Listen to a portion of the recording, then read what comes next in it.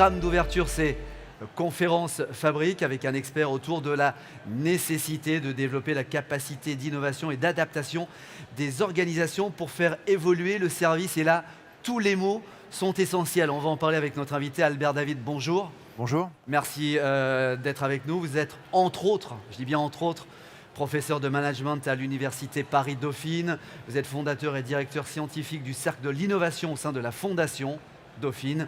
Et vous êtes également l'auteur de nombreuses publications sur la décision et le changement et l'innovation en management. Avant de rentrer dans le vif du sujet, quelle serait, d'une manière globale, votre définition de l'innovation ? Alors, ce n'est pas ma définition, c'est une des définitions qu'on utilise, tant à l'université que dans les entreprises. Pour innover, il faut faire deux choses. Quelque chose est innovant si à la fois ça change en partie les façons de penser et d'agir, au moins dans un domaine. Et puis, ce n'est pas suffisant, il faut aussi que ce soit quand même un peu adopté et utilisé. Sinon, ça reste juste une invention. Il faut que ça serve à quelque chose. Voilà, donc typiquement, la lampe à incandescence, Edison, le post-it, 3M, à l'époque le Walkman, Sony, tout ça c'est des innovations. Mais aussi le libre-service par exemple. Voyez. Et donc dans les services aussi, évidemment, il y a beaucoup d'innovations. Est-ce qu'on peut faire une différence et quelle est-elle entre l'innovation et la créativité ? La créativité, c'est la capacité qu'a une personne ou un groupe de personnes ou une organisation à générer des idées plutôt en grand nombre, plutôt rapidement, de façon fluide, et qui soit plutôt original. D'accord ? Donc être créatif, c'est une capacité individuelle ou collective à mobiliser son imaginaire de façon un peu agile, de manier l'analogie, la métaphore, la comparaison, de transposer d'un domaine à l'autre. Voilà, c'est ça être créatif. Et on peut être créatif et que les idées qui sortent, finalement, ne se retrouvent pas être des innovations. Ça arrive. L'innovation, c'est quand ? L'innovation, c'est demain, c'est après-demain ? C'est maintenant, c'est hier, c'est quand l'innovation ? Vous voulez dire pour le logement social ou non, dans le temps en général. On a l'impression que l'innovation, c'est toujours demain ou après-demain. Oui, parce que d'une part, on a une focalisation sur l'innovation technologique qui est un petit peu biaisante, on va dire. L'innovation, c'est dans tous les domaines. Produits, services, procédés, innovation sociale, innovation en management, innovation territoriale, etc. Et puis l'autre chose, c'est que du moment qu'on est des sociétés avec des gens qui vivent ensemble et qui essaient de s'organiser au mieux et puis de faire avancer les choses, alors l'innovation, c'est un peu tout le temps. Même si, bien sûr, il y a aussi des processus stabilisés. C'est-à-dire que si vous prenez une entreprise comme le métro de Lyon, par exemple, puisqu'on est à Lyon, à la fois, il faut qu'ils réfléchissent à comment faire évoluer leur offre de produits et de services, et en même temps, il faut que tous les jours, le métro roule à l'heure. Et donc, on va combiner des choses réglées, qu'il ne faut surtout pas faire bouger, sauf si on le décide, et ça s'organise. Et puis, des moments dans l'entreprise où on va quand même prendre le temps de réfléchir au passé et à l'avenir et adapter les choses. Alors on rentre dans le vif du sujet et du débat. Comment développer des dispositifs qui facilitent la créativité, des dispositifs qui facilitent justement cette innovation, le but suprême ? Alors, on va parler d'organisation proprement dite un peu plus tard dans l'entretien, mais je voudrais quand même dire que dans notre expérience, bien sûr, à l'innovation, il y a des freins politiques, culturels, organisationnels, managériaux. On a un chef qui ceci, on a une structure qui cela. Bon, mais les chefs sont des freins à l'innovation ? Ils peuvent être des freins à l'innovation, absolument. Mais aussi l'employé qui croit que chaque idée qu'il a est géniale et qui ne comprend pas pourquoi elle passe pas, ça, au bout d'un moment, il faut gérer, vous voyez. Je dirais que une des choses dans notre expérience qui est importante, c'est qu'un certain nombre de freins sont d'abord cognitifs, c'est d'abord dans la façon de raisonner, vous voyez. On se rajoute des contraintes qui ne sont pas dans l'énoncé. On est très très fort pour ça. Et comme on a l'habitude d'avoir 20 sur 20 quand on a donné la réponse exacte à une question bien posée, l'innovation c'est le contraire. La question elle est mal foutue. Si on arrive à la poser correctement, c'est déjà bien. Et les idées qu'on manie ensuite, qui va dire qu'une solution est la meilleure, c'est compliqué. Je vais prendre juste 2-3 exemples, et dont un peut-être dans le logement social juste après. Attention, il y a des DG qui vous écoutent là. Si vous prenez ce roman très connu de Gaston Leroux ou le film Le mystère de la chambre jaune, il y a un meurtre qui a eu lieu dans la chambre jaune, et quand on arrive sur place, on se rend compte qu'à la fois l'assassin n'y est plus, mais en même temps qu'il n'a pas pu en sortir. C'est compliqué ça. Et évidemment, on n'arrive pas à trouver, parce qu'on s'escrime à chercher comment il ait pu sortir. Et Rouletabille, le journaliste héros du roman, arrive et dit c'est simple, s'il n'a pas pu en sortir, c'est qu'il n'y est pas entré. Et à ce moment-là, on lui dit t'es gentil, mais en gros, tu remplaces une énigme par une autre. C'est pas plus malin de penser qu'il n'a pas pu y rentrer, parce que sinon, comment le crime a eu lieu? Et ça paraît absurde, mais c'est pourtant comme ça qu'on trouve la solution. Un autre exemple, d'un domaine très différent du logement social. On a travaillé avec Merck Millipore, qui est une boîte qui fait des systèmes de filtration d'eau ultra pure pour les labos de biologie, vous voyez, très très loin du logement social. Et eux, ils ont l'habitude de filtrer l'eau. Donc, dans leur tête, c'est filtration. Filtration, ça veut dire on prend de l'eau qui n'est pas pure, on enlève des trucs qui s'appellent des contaminants, et quand on a tout enlevé, elle est ultra pure. Et ils n'étaient pas capable, c'est pas tout à fait vrai, mais il y avait une grosse difficulté à imaginer quelque chose d'assez différent qui est, une fois que l'eau est pure, qu'est-ce qu'on pourrait ajouter qui intéresse nos clients, voyez? Et donc on est passé de contaminant, qui est le nom qui donne aux impuretés, à composant, qui est un truc plus intéressant et qui permet d'avancer. Alors, dans le logement social, on a eu la chance d'organiser, avec un certain nombre d'organismes, des ateliers, notamment sur la relation innovante aux demandeurs de logement, il y a 2 ans. Et un des concepts qu'on a traité, ça s'appelait la réponse sans attente. Vous savez tous que quand vous demandez un logement social, vous commencez en gros par remplir un CERFA et puis ensuite vous attendez. Des années parfois. Si vous prenez, oui, dans les zones tendues, effectivement. Et si vous prenez ça au pied de la lettre, la réponse sans attente, ça voudrait dire, mais alors il faudrait donner une réponse tout de suite, ça c'est pas possible. Bien sûr que c'est pas possible. Sauf que si vous passez de la réponse à une réponse, la question devient intéressante parce qu'on va dire, qu'est-ce que je peux communiquer au demandeur au fur et à mesure du dossier pour l'informer de ce qui se passe? Et puis même, est-ce qu'on pourrait imaginer que le demandeur, lui, il arrive avec des informations un peu différentes de l'état dans lequel on le prend au départ? Donc ça, ce sont des exemples concrets. On parle entre guillemets de logique, de penser dans le cadre, de penser en dehors du cadre.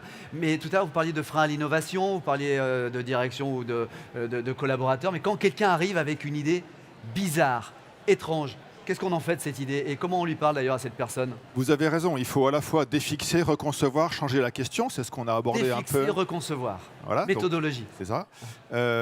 Mais après, des fois, des gens, ils arrivent avec une idée, on a juste, premier réflexe, envie de dire, mais c'est n'importe quoi, vous avez fumé la moquette ou ce genre de choses. Où il y a beaucoup de censure, on adore un peu interdire, vous voyez.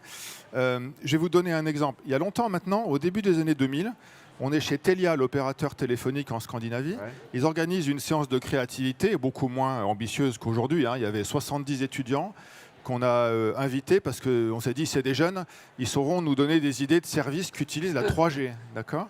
Bon, 70 étudiants, une journée, il y a 380 idées qui sont marquées sur des post-it en fin de journée. Mais il n'y a presque rien d'innovant ou de faisable là-dedans. Et il y a une idée bizarre qui est à la poubelle depuis le milieu de la matinée. Et cette idée bizarre, on décide à la fin de la journée quand même de la ressortir de la poubelle pour étudier ce qu'elle pouvait avoir d'intéressant. Et l'idée bizarre était la suivante. Un des étudiants présents, ça se fait beaucoup en Scandinavie, il est abonné à la livraison du journal le matin devant sa porte. Et il était furieux parce que ça faisait plusieurs mois qu'une fois sur 2 ou 3, c'était pas le bon journal qu'il trouvait devant sa porte. Et il était tellement énervé, avec son téléphone, il avait essayé d'appeler le journal, d'appeler le livreur, d'appeler la boîte de distribution, rien n'y faisait. Et il était tellement énervé qu'il avait marqué moi, avec mon téléphone, si je pouvais balancer 500 volts au livreur la prochaine fois qu'il se trompe, ça me ferait plaisir. Cette idée, elle est techniquement compliquée et moralement indéfendable, vous en conviendrez. Ouais. Et donc, c'était direct à la poubelle, c'est n'importe quoi, je ne vois pas l'intérêt qu'il y a là-dedans. On a ressorti cette idée de la poubelle, on a réfléchi et on s'est dit, on ne va pas se fixer sur l'étrangeté de l'idée. On va se demander l'idée qui est derrière. C'est quoi le concept? Qu'est-ce qu'il a voulu dire? Lui, il n'a rien voulu dire, il était énervé. Oui. Mais, et tout d'un coup, il réalise que quand on se sert comme ça d'un téléphone, on ne s'en sert pas comme d'un téléphone, on s'en sert comme d'une télécommande. Et tout d'un coup, silence dans l'assistance, du genre de silence qui précède l'excitation. Vous voyez, c'est 3-4 secondes pour réaliser ce qui venait d'être dit. Et après, ils ont tous sauté de joie parce que le téléphone comme télécommande, au début des années 2000, ça ouvre à des dizaines d'idées. On peut payer avec son téléphone, on peut ouvrir une chambre d'hôtel, on peut taguer un QR code, on peut faire un tas de trucs qui paraissent plus naturels aujourd'hui. Et ça a eu des conséquences importantes sur les services qu'ils ont conçus, sur les partenariats avec les constructeurs de téléphones, etc. Alors, logement social, risquons quelques idées. Je vois un atelier quitter son logement, par exemple. Je quitte mon logement. Voilà. Nous, on a animé sur plusieurs années un projet assez ambitieux qui s'appelle Lien social, habitat et fragilité. dans la ville innovante de 2030. Et on a identifié le moment où on quitte son logement, social ou pas, comme un moment clé, qui est un petit peu pour plusieurs raisons. Sous-analysé, vous voyez. Alors, on a tous en tête des exemples dans notre famille, peut-être, ou des amis de personnes un peu âgées qui doivent quitter leur appartement, temporairement ou malheureusement définitivement. Et on a forgé un petit concept amusant qui est le chez-soi-ologue, comme spécialiste du chez-soi. Et la chez-soi-ologie, comme l'ensemble de compétences qui vont avec. Et du coup, ça devient intéressant parce qu'on se met à se demander quand est-ce que quelqu'un appellerait le chez-soi-ologue pour l'aider à gérer comment elle quitte son logement, par exemple. Comment ça se prépare éventuellement des années avant pour que la grand-mère, elle n'ait pas 50 cartons de bouquins et 10 000 trucs qu'elle veut absolument emporter, etc. Vous voyez, j'en prends une encore plus loufoque rapidement. Supposons que je me dise, tiens, pourquoi on ne ferait pas des roulottes sociales ? Du logement social dans des roulottes, d'accord ? C'est parfaitement farfelu. Ça évoque même les gens du voyage et autres qui, malheureusement, n'ont pas toujours une bonne image dans nos Ce serait sociétés. voire même, au départ, une idée de régression. Absolument. On pourrait considérer que c'est même, pas insultant, il ne faut pas exagérer, mais quand même déconsidérant pour les personnes concernées. Sauf que d'un autre côté, quand vous regardez quel est l'imaginaire de la roulotte, quand on pense aux contes et légendes de notre enfance ou quand on pense aux nomades, au sens noble du terme, alors à l'évasion, à la mobilité, ça devient intéressant. Et donc, au fond, les idées étranges, il faut les dépasser pour se dire peut-être que je ne vais pas faire des roulottes, mais le fait de réfléchir comme ça va me donner des idées sur le logement qu'on peut déplacer, sur voilà, des choses de ce genre. Je sens qu'il pourrait y avoir un tweet qui pourrait partir dépasser les idées étranges pour avoir la capacité d'innover. Vous nous parliez d'idées bizarres, de dépasser ces idées bizarres pour ensuite travailler dessus.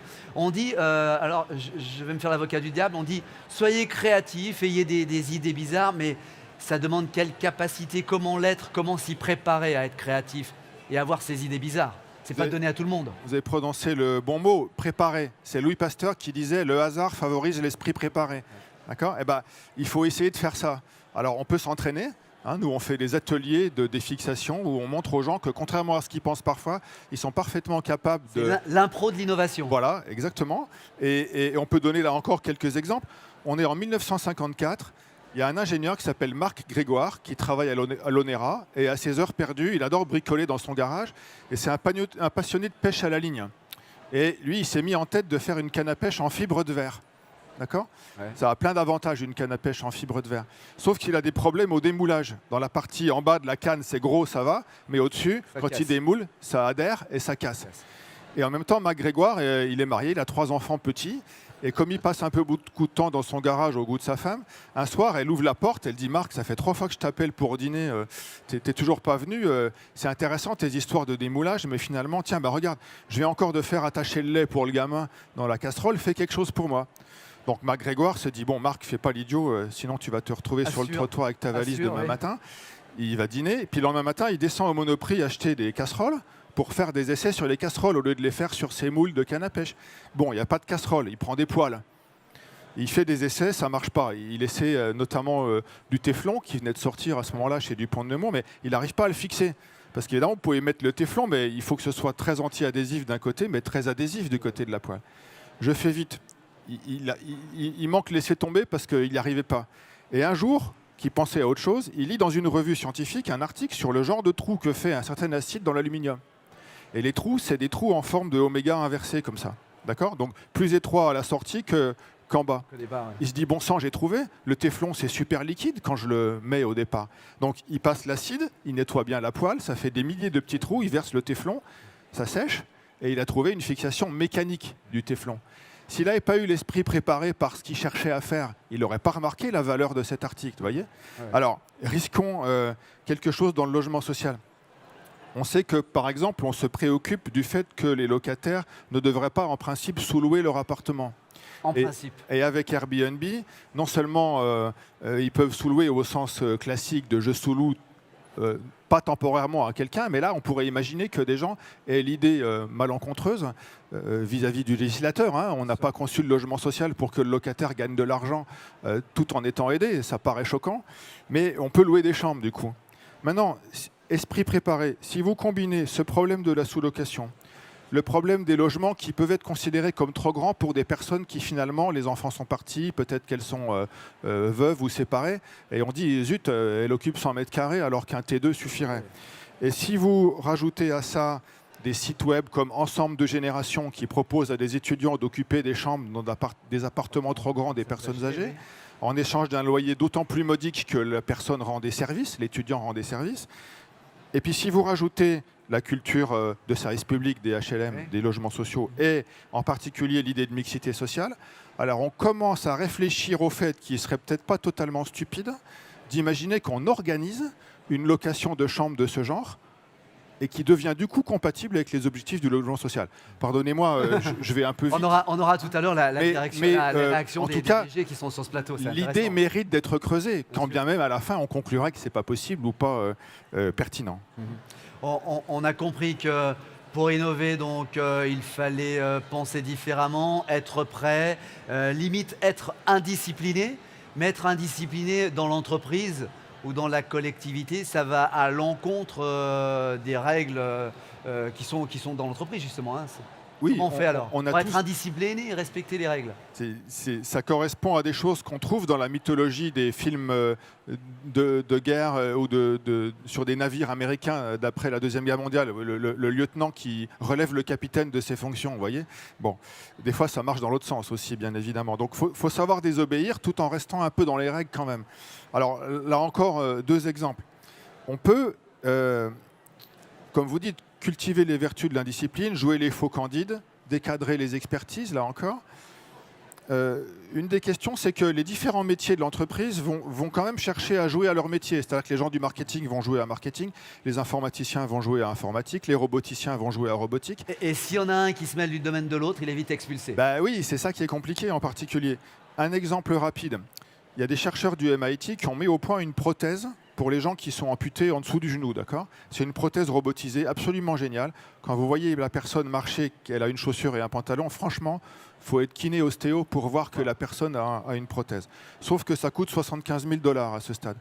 On peut espérer que si c'est industrialisé, ça coûtera moins cher, mais c'est par exemple impensable de commercialiser ça dans des pays comme l'Inde, où il y a pas mal de besoins, et où les gens, ils ont 100 $, ils n'ont pas 75 000 $. Les chercheurs sont allés en Inde, et ils sont repartis des prothèses indiennes qui sont en gros un morceau de bois vaguement en forme de chaussure, très sommaire. Et ils ont remodélisé la marche à pied des gens en général, pas forcément que des Indiens. Et ils ont remodélisé en particulier la question du transfert d'énergie qui se passe quand le pied part du talon et se retrouve sur la pointe quand on marche. Ils ont sculpté la prothèse en bois le mieux possible en fonction de ce que leur modélisation leur permettait de faire. Et du coup, ils ont fait effectivement une prothèse qui coûte 100 $. Mais ensuite, ils sont revenus avec la prothèse au MIT et ils ont dit aux roboticiens, bon, on part de ça, maintenant rajoutez de la robotique si vous voulez. Et ça produit des gains phénoménaux. Ça s'appelle innovation reverse ou innovation frugale, si vous voulez. Et on pourrait s'inspirer de ça, repartir des basiques, mais aussi, je dirais, briser des tabous. Dans le monde du logement social, ça m'est arrivé en étant vraiment ou faussement naïf, de dire, si on réfléchissait à un loyer innovant. On m'a dit, un loyer, c'est un loyer. Qu'est-ce que ne serait-ce que le terme, loyer innovant, je vous écoute. Qu'est-ce que c'est qu'un loyer ? Loyer innovant. Le loyer innovant, c'est que je ne paye pas. Voilà, oui, enfin ça c'est de l'innovation, peut-être qui ne fait pas l'intérêt de toutes les parties, on va dire, hein, et peut-être même pas du locataire lui-même. C'est pareil, si je dis quelque chose du style l'attribution sans commission, c'est compliqué, parce que la commission d'attribution, c'est vraiment un truc que à la fois plein de gens peut-être trouvent normal et naturel, et puis par ailleurs, quand bien même ils trouveraient qu'on pourrait faire évoluer cette commission, il y a un tas de raisons qui rendent compliqué ce projet de transformation. Et peut-être qu'il faudra l'amener naturellement comme conséquence d'autre chose, plutôt que d'avoir l'air de s'attaquer de front à une institution juste pour le dire que. Vous voyez ? Donc voilà, il faut combiner cette capacité de raisonnement, ce retour aux basiques.